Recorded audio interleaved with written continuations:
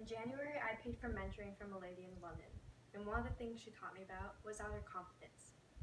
Outer confidence consists of one, your outer appearance, of course, but also two, your body language and how you speak to people. In other words, presenting or public speaking. Today I'll be sharing some of the tips I learned from her and passing them along to all of you. That means that you get free info and you get free info. Everybody gets free info.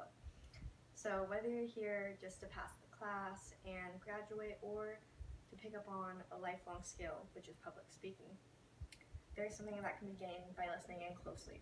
Today I'll be talking about avoiding fillers, recognizing and changing the fact that you have upspeak, and gesturing properly and using body language. Filler words are so unnecessary in speeches, and this is why. When you use filler words, you don't sound like you have your thoughts gathered, you don't sound as confident, you don't sound as prepared. In tips on public speaking, eliminating the dreaded Stephen D. Cohen states that we're trained from a young age to use filler words, so it's no surprise that we use them. You have to actively recognize that you're using them.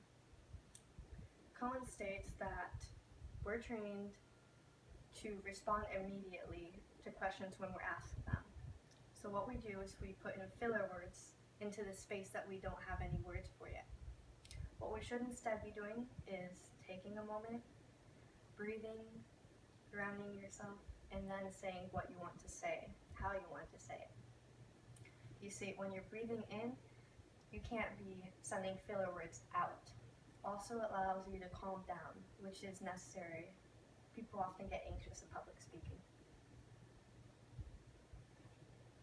Upspeak.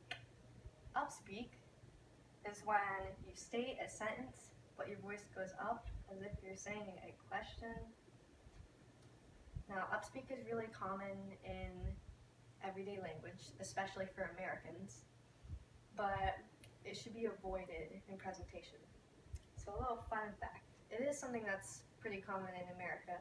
Apparently, it's not as common in London, where people thought my mentor was from America because she used upspeak in her conversation.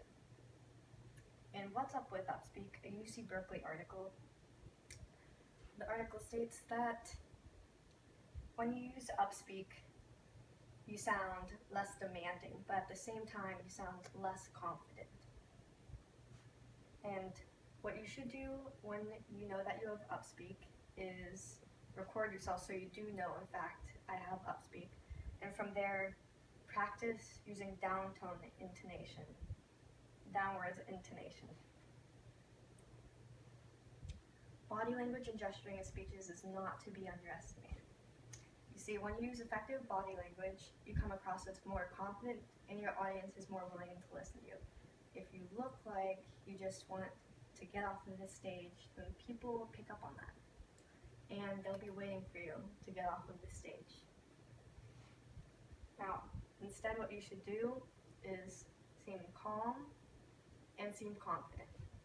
In Alan Pease TEDx Macquarie University, there's 3 types of gesturing that are commonly used: up palm, down palm, and pointer finger.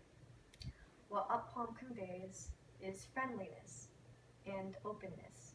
If you ask people to do something, as Alan Pease did, and you use up palm, they'll probably be likely to do it. It will seem like a good suggestion, agreeable. On the other hand, using down palm will seem a little bit more commanding.